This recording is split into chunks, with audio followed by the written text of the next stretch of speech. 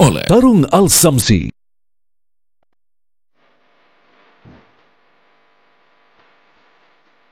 Aksi unjuk rasa di depan kantor Bupati Jawa Tengah berlangsung ricuh. Satu mobil polisi dibakar massa.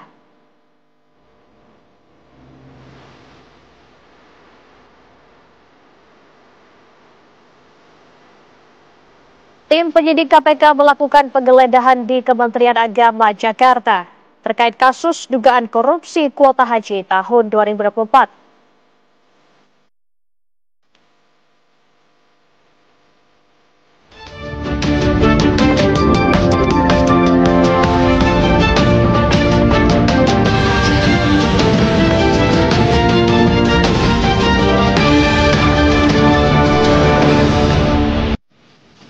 Pemirsa, diduga digunakan sebagai lokasi pengajian aliran menyimpang. Ratusan warga menggeruduk sebuah rumah di perumahan Dukuh Zamrud, Kota Bekasi, Jawa Barat. Pimpinan pengajian yang dikenal sebagai Ibu Putri Yeni disebut kerap mengiming-imingi jemaahnya bisa masuk surga dengan membayar 1 juta rupiah. Informasi selengkapnya kami hadirkan di kabar utama bersama saya, Laura Luis.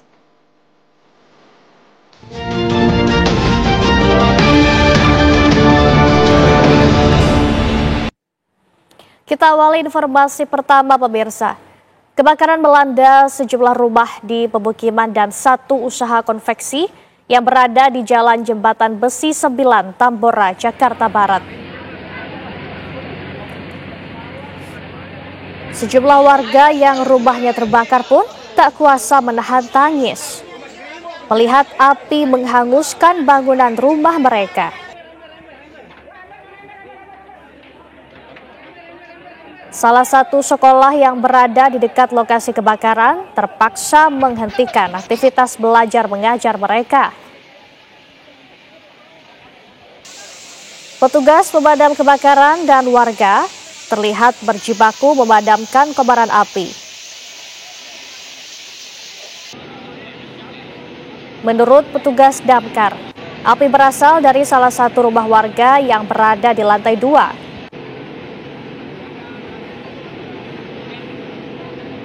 Api berhasil dipadamkan 1 jam kemudian.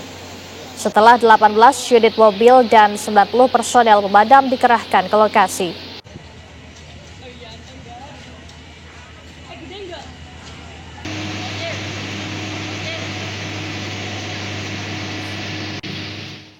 Pemirsa, tim gabungan Polda Bangka Belitung dan Polda Sumatera Selatan menangkap Hasan Basri yang diduga sebagai pelaku utama pembunuh wartawan media online di Pangkal Pinang, Bangka Belitung.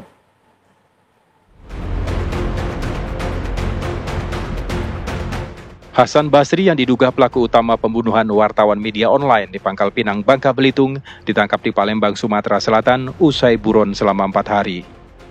Hasan Basri merupakan penjaga kebun yang baru 2 bulan bekerja dengan korban. Sebelumnya, polisi telah menangkap 2 orang pelaku lainnya. Polisi masih mendalami apa motif pembunuhan yang dilakukan pelaku, termasuk apakah ada dalang di balik pembunuhan sadis korban yang merupakan direktur utama salah satu media online itu.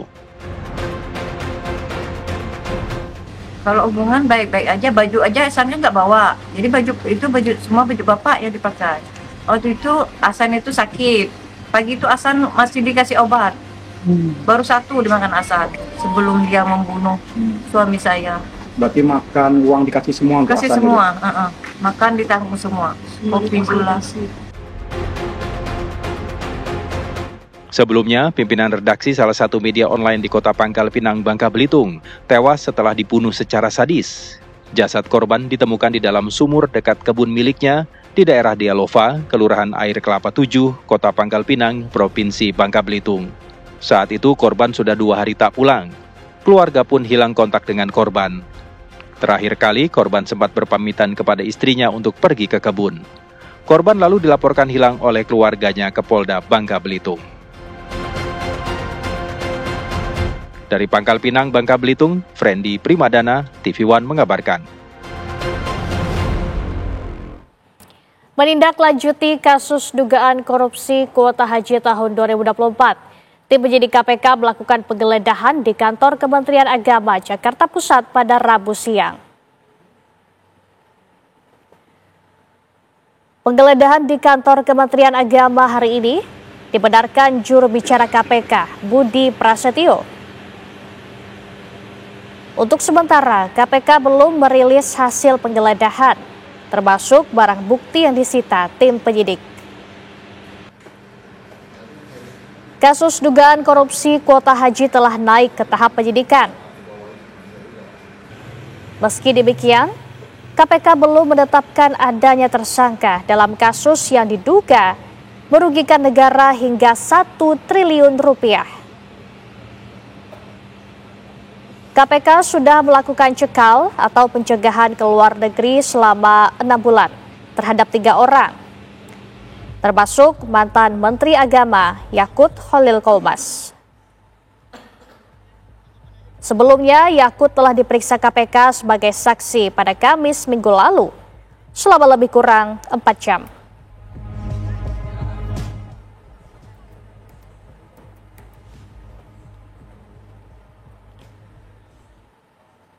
Komisi Pemberantasan Korupsi KPK menyebut kasus dugaan korupsi penentuan kuota haji 2024 merugikan negara hingga lebih dari 1 triliun rupiah. Kendati demikian, pemirsa, KPK belum menetapkan tersangka dalam kasus ini.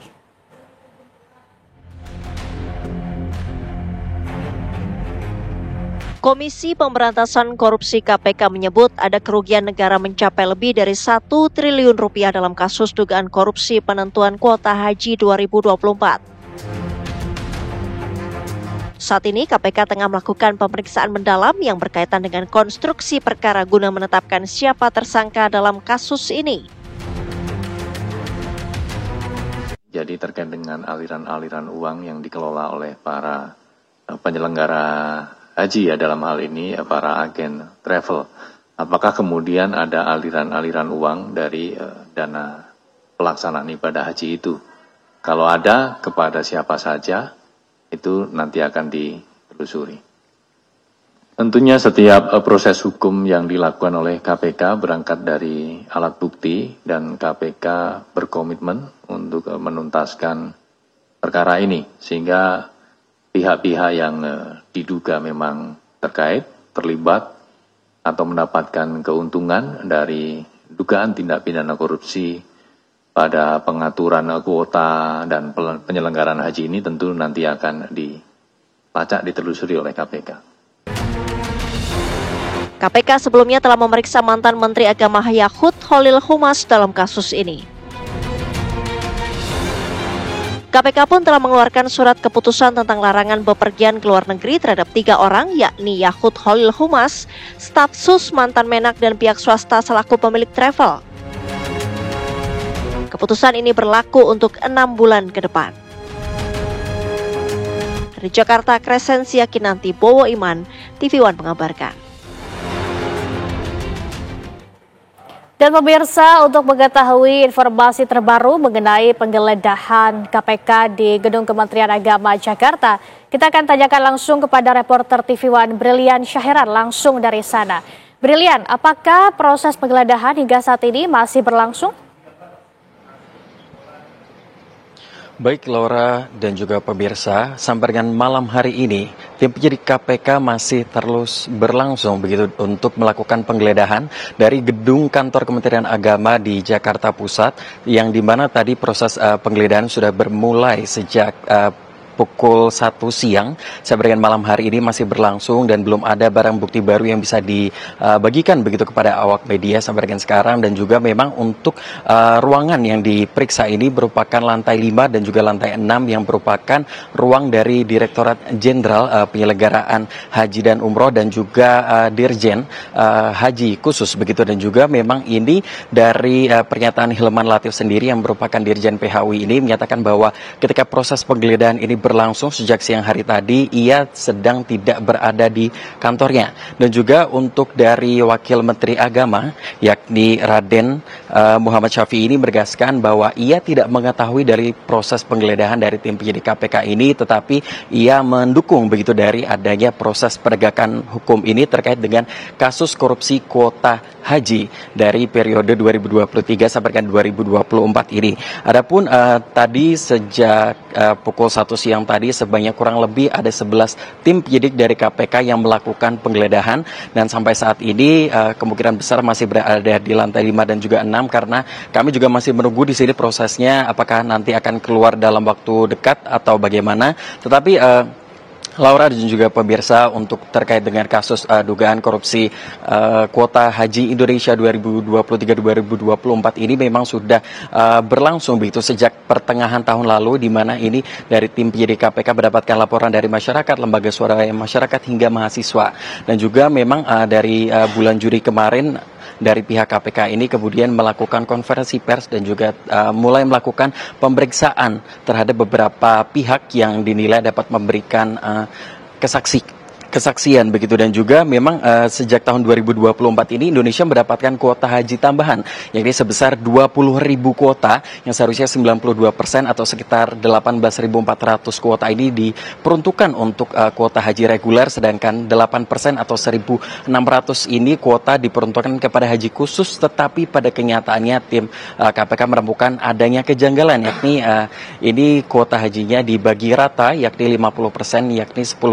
untuk kuota haji reguler dan juga 10.000 untuk kuota haji khusus, yang dimana KPK menilai ini menyalahi aturan Undang-Undang Nomor 8 Tahun 2019 terkait dengan penyelenggaraan haji dan juga umroh. Dan juga pada 9 Agustus Laura ini sudah ditingkatkan begitu statusnya menjadi penyidikan, dan juga dari tim penyidik KPK telah mengeluarkan sprindik surat perintah penyidikan begitu umum untuk kemudian mempermudah dalam proses penggeledahan hingga pencarian informasi begitu. Dan juga dari Deputi Penindakan dan Eksekusi KPK Asep Guntur Rahayu ini menyatakan dalam konferensi persnya kemarin malam ini bahwa dari pihak Kemenak dan juga pihak dari Asosiasi Travel Haji Umroh ini melakukan perubahan porsi kuota ini melalui pertemuannya pada tahun 2024 lalu, dan ada kemungkinan bahwa keputusan ini masih berawal dari bottom up atau dari top down, dan juga ini menyangkut lebih dari 100 agent travel haji dan juga umroh yang diduga terlibat dalam pengurusan kuota haji ini. Dan juga dari internal KPK dan dari Badan Pemeriksa Keuangan ini memperkirakan kerugian negara mencapai 1 triliun rupiah. Adapun sejak pada tanggal 23 Juni sampai dengan 7 Agustus kemarin, pihak KPK telah memeriksa setidaknya 9 pihak, dan sampai dengan saat ini belum menetapkan satu nama pun sebagai tersangka. Seperti contohnya ada Ustadz Khalid Basalamah, kemudian juga ada Hilman Latif hingga Yakut Cholil Koumas yang merupakan mantan Menteri Agama periode 2020 sampai dengan 2024 kemarin. Laura, kembali ke studio. Baik, Brilian Syahran mengabarkan langsung dari Gedung Kementerian Agama Jakarta. Terima kasih atas informasi Anda, selamat bertugas kembali. Pemirsa, ratusan warga menggeruduk sebuah rumah di perumahan Dukuh Zamrud, Kota Bekasi karena diduga digunakan lokasi pengajian aliran menyimpang. Informasi selengkapnya akan kami hadirkan usai jeda. Tetaplah bersama kami di Kabar Utama.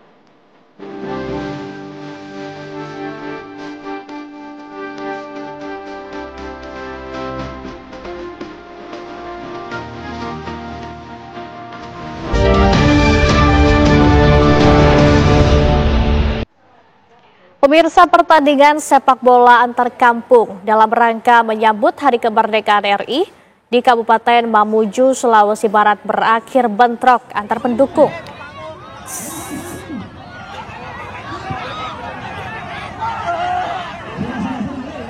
Pertandingan sepak bola antar kampung ini digelar di lapangan Galung, Kecamatan Tapalang, Kabupaten Mamuju. Pertandingan terekam tersebut awalnya berlangsung meriah. Namun di tengah pertandingan, kedua pendukung kesebelasan saling ejek. Saat pertandingan berakhir, salah satu pendukung kesebelasan tiba-tiba memukul lawannya. Peristiwa itu memicu bentrok antar pendukung kesebelasan. Kedua kubu supporter saling kejar dan saling pukul menggunakan kayu. Akibat bentrok, seorang pemuda menjadi korban penikaman. Kondisi korban kritis dan harus menjalani perawatan medis di rumah sakit. Hingga kini, polisi masih mengejar pelaku penikaman dan bentrokan.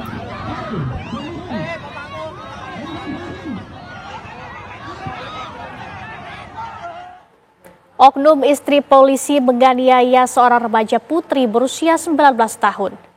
Penganiayaan itu dipicu karena diduga korban memiliki hubungan gelap dengan suami pelaku.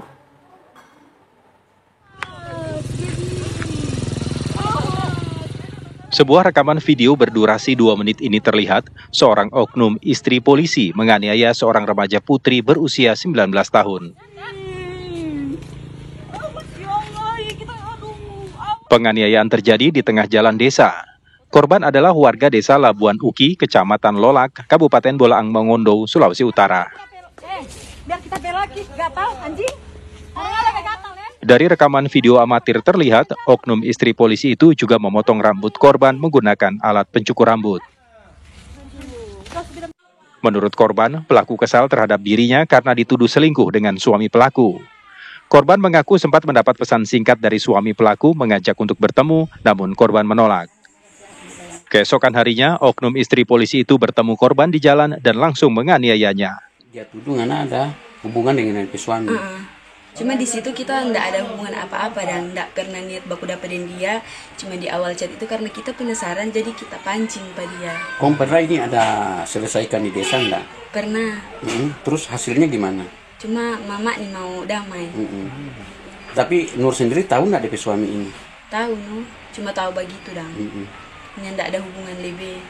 Jadi kaitan dengan laporan itu sekarang sudah masuk dan kita masih menunggu perkembangan lanjut. Nanti untuk penanganannya setelah itu kami akan koordinasi dengan Kasat Reskrim untuk perkembangan selanjutnya akan kami sampaikan lagi.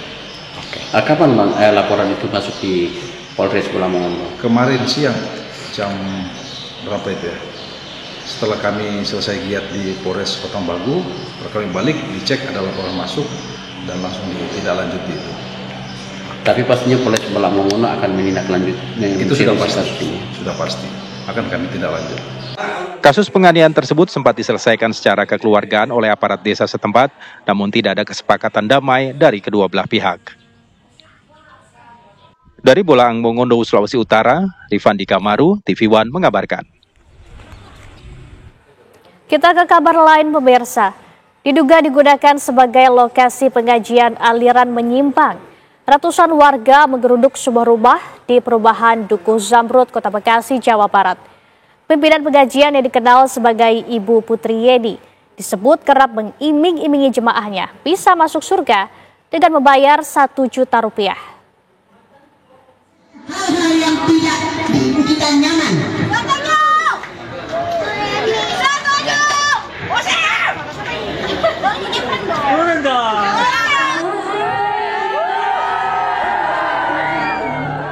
Rekaman video amatir yang diabadikan warga ini adalah aksi penolakan warga di perumahan Dukuh Zamrud, Kelurahan Pedurenan, Kecamatan Mustika Jaya, Kota Bekasi, Jawa Barat, atas aktivitas pengajian yang dinilai menyimpang di lingkungannya minggu kemarin.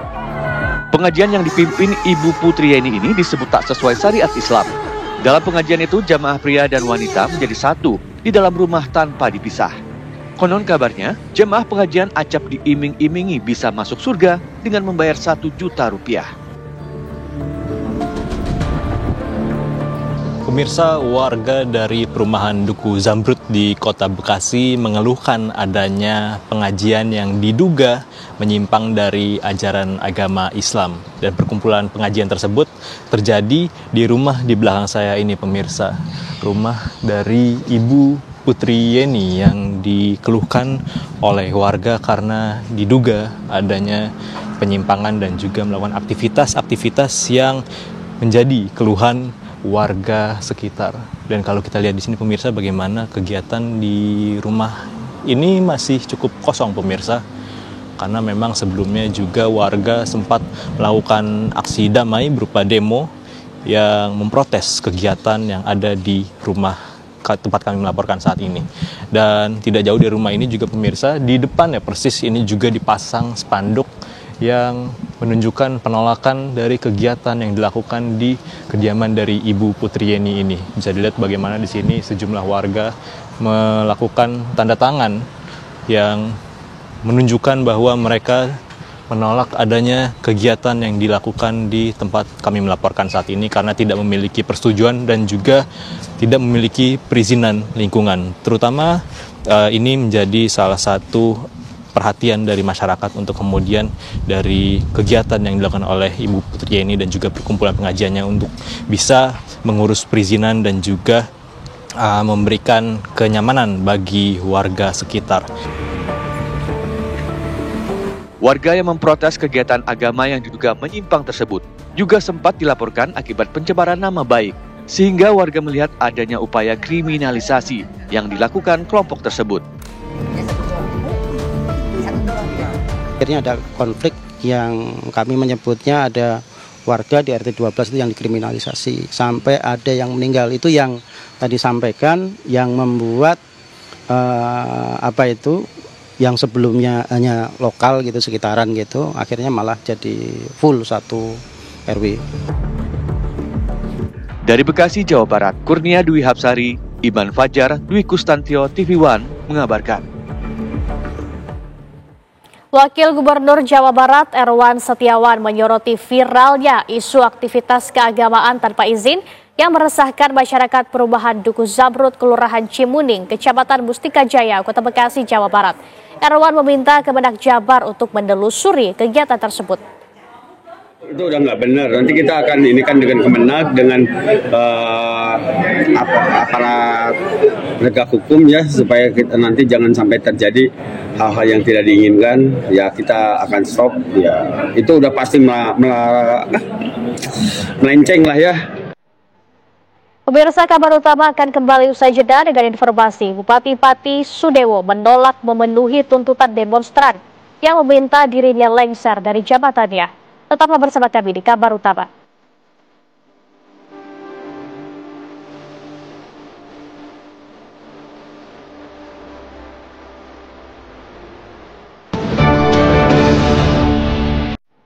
Anda kembali menyaksikan kabar utama, pemirsa. Pasca unjuk rasa warga di depan kantor Bupati Pati pada Rabu siang, situasi malam ini telah sepi dari pengunjuk rasa.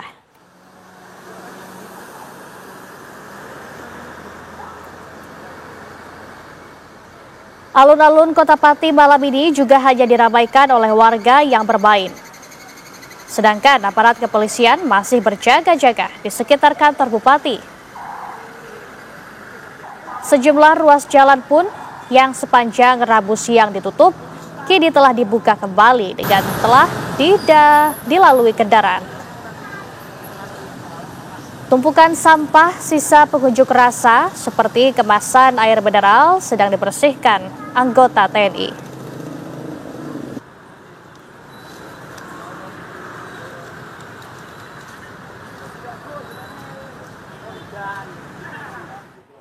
Bupati Pati Sudewo menolak memenuhi tuntutan demonstran yang meminta dirinya mengundurkan diri dari jabatannya.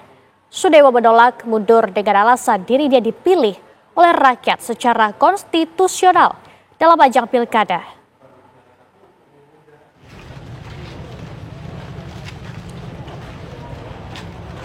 Bupati Pati Sudewo mendapat lemparan dari para demonstran saat Sudewo hendak menemui mereka. Ketika Sudewo baru mengucapkan beberapa patah kata dari atas mobil rantis, ia malah disambut lemparan berbagai benda, seperti botol air mineral hingga sandal. Melihat kondisi tersebut, anggota keamanan langsung melindungi Bupati Pati dengan tameng, hingga mengevakuasinya menggunakan kendaraan rantis. Menanggapi tuntutan para pengunjuk rasa, Bupati Sudewo menolak memenuhi tuntutan para demonstran yang memintanya mundur dari jabatan Bupati Pati. Sudewo beralasan dirinya dipilih oleh rakyat secara konstitusional dalam ajang pilkada.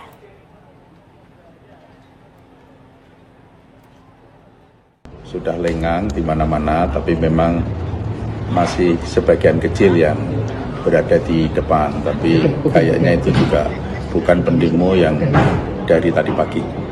Jadi secara garis besar itu sudah selesai. Pak Bang, tadi sempat mencoba menemui massa, tapi kemudian terjadi kericuan. Gimana Pak tadi? Ya, kami bisa memahami emosi mereka karena orang banyak kan. Tidak mungkin bisa terkendali secara keseluruhan. Tapi yang terpenting ini sudah berjalan. Nanti ke depannya akan saya perbaiki segala sesuatunya. Ini merupakan proses pembelajaran bagi saya karena juga baru saja beberapa bulan menjabat sebagai bupati. Masih banyak kekurangan, masih banyak kelemahan yang harus kami benahi ke depan. Ini dari legislatif kan tadi ada rapat paripurna Pak. Ya. Mungkin Pak Goti sudah mendengar. Gimana tanggapannya Pak? Ya, itu kan hak angket yang dimiliki oleh DPRD. Jadi saya menghormati hak angket tersebut. Aksi unjuk rasa yang menuntut mundurnya Bupati Pati Sudewo berlangsung ricuh. Bahkan satu mobil polisi dibakar massa.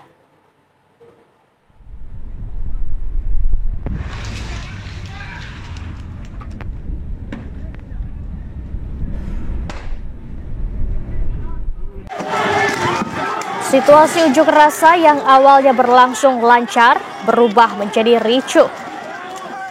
Bahkan pengunjuk rasa yang emosi merusak beberapa fasilitas umum dan membakar sebuah mobil milik Polres Grobogan. Ketegangan bermula saat massa aksi melempar air mineral kemasan ke arah kantor Bupati Pati. Aksi itu dibalas tembakan gas air mata oleh petugas kepolisian dengan tujuan untuk menghalau pendemo dari kawasan alun-alun Pati.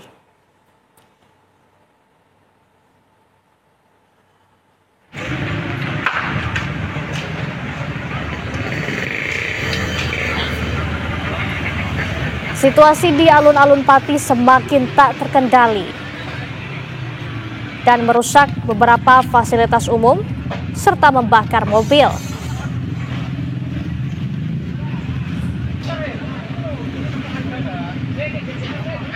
Kepolisian menduga aksi unjuk rasa ditunggangi penyusup.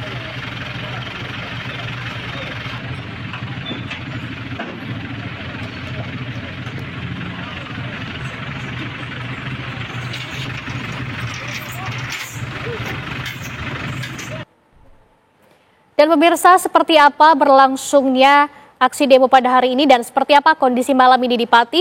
Kita langsung tanyakan kepada rekan Budi Zulkifli di Pati, Jawa Tengah. Baik Budi, seperti apa aksi demo terjadi pada hari ini dan kondisi malam ini di sana seperti apa? Ya Laura, malam ini seperti yang Anda lihat di belakang saya ini di kawasan alun-alun Pati, Jawa Tengah yang sebelumnya sejak pagi sampai sore tadi ramai dipadati oleh pengunjuk rasa. Malam ini suasananya sudah benar-benar kondusif di mana alun-alun kembali dipadati oleh masyarakat yang memang biasanya sering menghabiskan waktu malam harinya atau siang harinya dengan menikmati suasana di alun-alun Pati ini. Suasana saat ini sudah berlangsung kondusif karena pengunjuk rasa sudah membubarkan diri, sementara ruas-ruas jalan yang sebelumnya ditutup juga sudah dibuka sehingga lalu lintas kendaraan di alun-alun Pati ini sudah semakin lancar.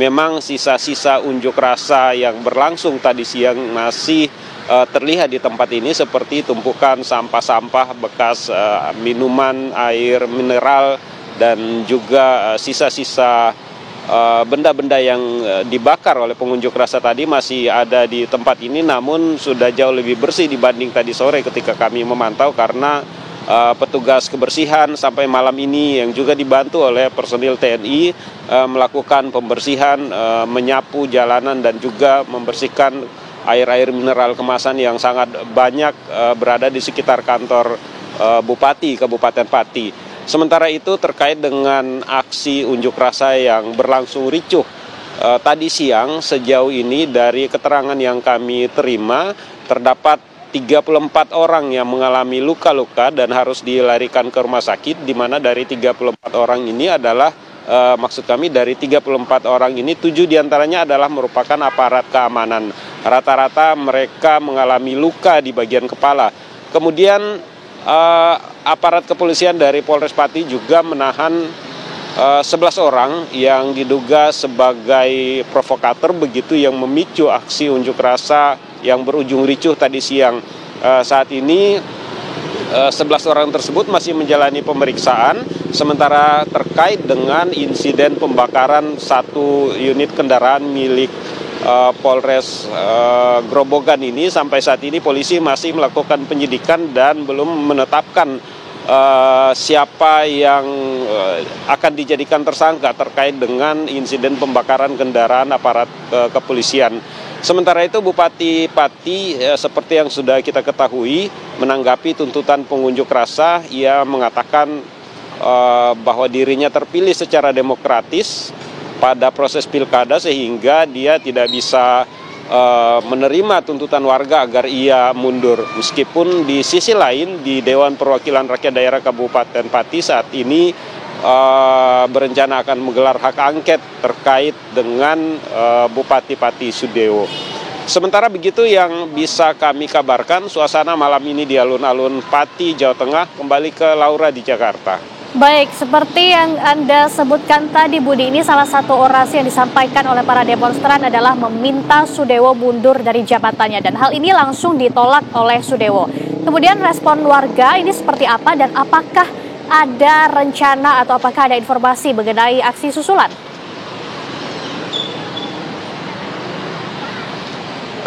Mengenai respon warga, kalau kita lihat dari sisi para pengunjuk rasa, memang mereka dalam orasi-orasi yang mereka gelar, pada awalnya memang unjuk rasa ini bermula dari protes kenaikan PBB 250%. Namun belakangan meskipun Bupati sudah minta maaf dan membatalkan tuntutan tersebut, warga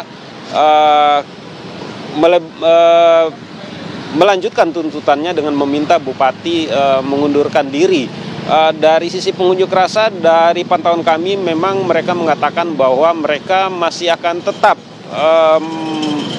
menggelar aksi sampai tuntutan mereka itu dipenuhi. Namun untuk rencana aksi lanjutan kita belum mendapatkan informasi apakah besok pengunjuk rasa akan kembali mendatangi kantor Bupati Pati ini atau pada hari-hari berikutnya. Sejauh ini dari pantauan kami, sementara proses yang berlangsung ini adalah yang ramai adalah mengenai hak angket di DPRD Kabupaten Pati terkait dengan kinerja dari Bupati Pati Sudewo ini. Begitu Laura. Baik, Budi Zulkifli mengabarkan langsung dari Pati, Jawa Tengah. Terima kasih atas informasi Anda. Selamat bertugas kembali. Pemirsa, mantan Menteri Perdagangan Tobas Trikasih Lembong menemui Ombudsman RI untuk melaporkan auditor Badan Pengawas Keuangan dan Pembangunan atau BPKP. Informasi selengkapnya akan kami hadirkan usai jeda. Tetaplah bersama kami di Kabar Utama. Pemirsa, Wakil Presiden Gibran Raka Buming Raka bersilaturahmi ke kediaman Wakil Presiden ke-6 Republik Indonesia, Jenderal TNI Purnawirawan Tri Sutrisno.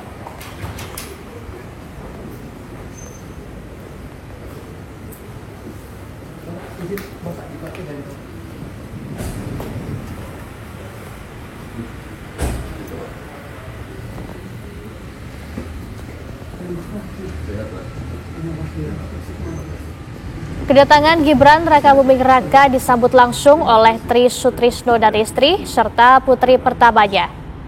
Dalam pertemuan tersebut, Wapres Gibran berdiskusi mengenai pengalaman kepemimpinan, wawasan kebangsaan, serta pandangan strategis dalam menjaga persatuan bangsa di tengah dinamika global.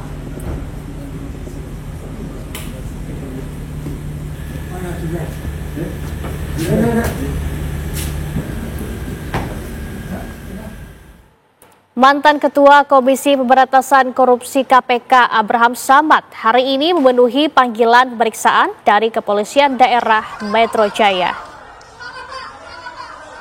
Abraham Samad akan diperiksa dalam kasus dugaan fitnah ijazah Presiden ke-7 Republik Indonesia, Joko Widodo. Mantan Ketua KPK ini akan diperiksa soal salah satu konten yang sempat diunggah di laman akun media sosial miliknya.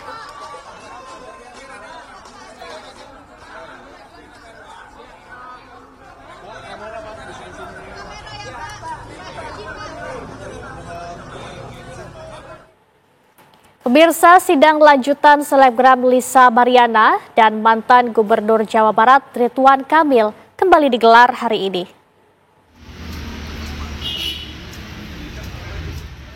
Pada sidang gugatan yang digelar di Pengadilan Negeri Bandung Rabu siang tadi, kuasa hukum tergugat dan penggugat hadir secara langsung.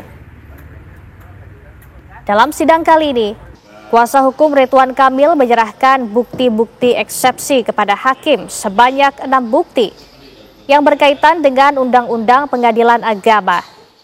RK mendalilkan jika sidang soal asal-usul anak dan juga siapa ayah biologis anak merupakan kewenangan Pengadilan Agama, bukan Pengadilan Negeri. Sementara itu, tim kuasa hukum Lisa Mariana juga akan menyerahkan bukti-buktinya kepada hakim pada sidang lanjutan pekan depan. Rencananya, sidang gugatan Lisa Mariana terhadap Ridwan Kamil akan dilanjutkan pada tanggal 20 Agustus mendatang.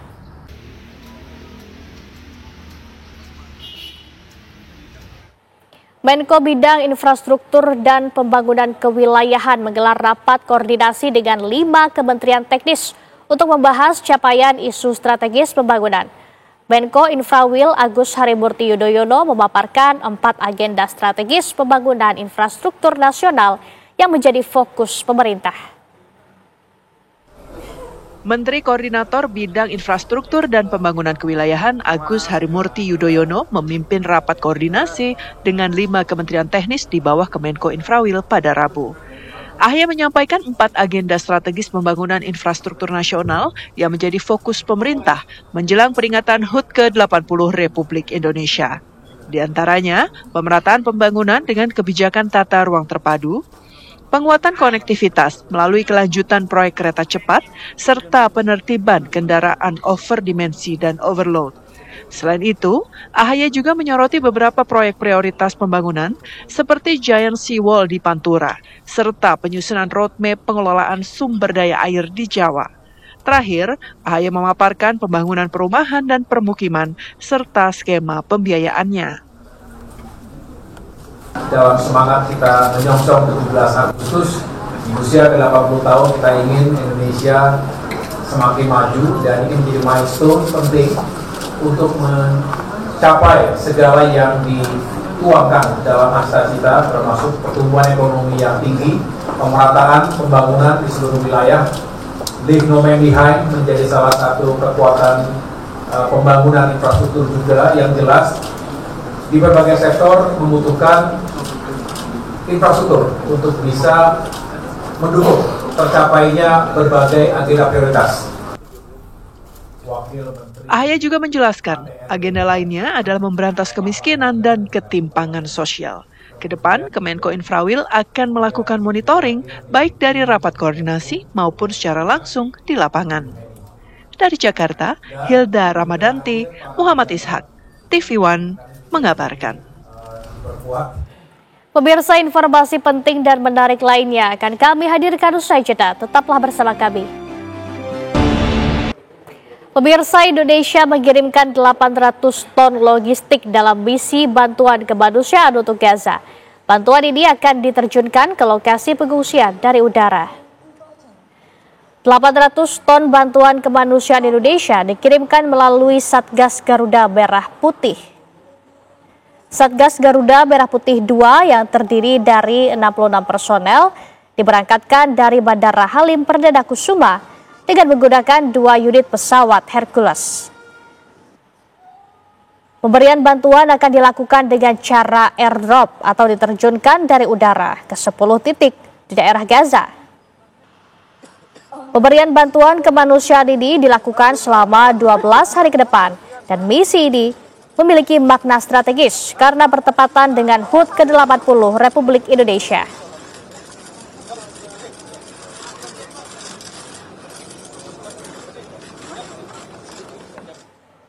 Pemirsa, sejumlah berita menarik telah kami rangkum dalam kabar berikut ini untuk Anda.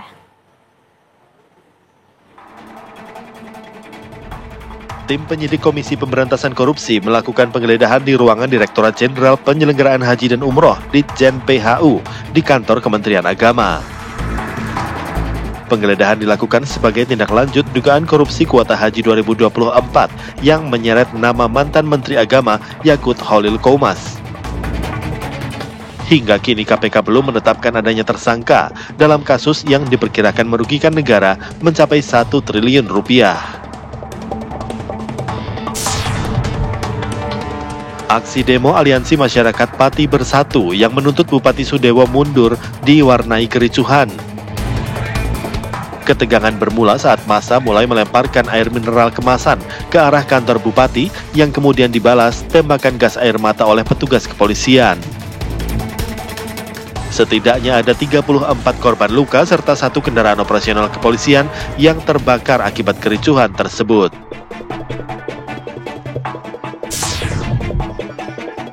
Mantan Ketua KPK Abraham Samad memenuhi panggilan pemeriksaan Polda Metro Jaya dalam dugaan fitnah ijazah Presiden ke-7 Republik Indonesia. Abraham Samad diperiksa terkait salah satu konten yang sempat diunggahnya ke laman akun media sosial pribadinya. Tim TV One mengabarkan.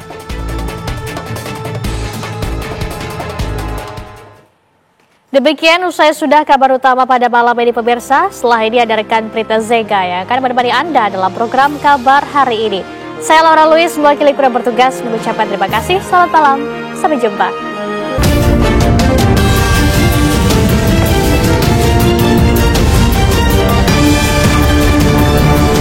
Didukung oleh Tarung Al Samsi.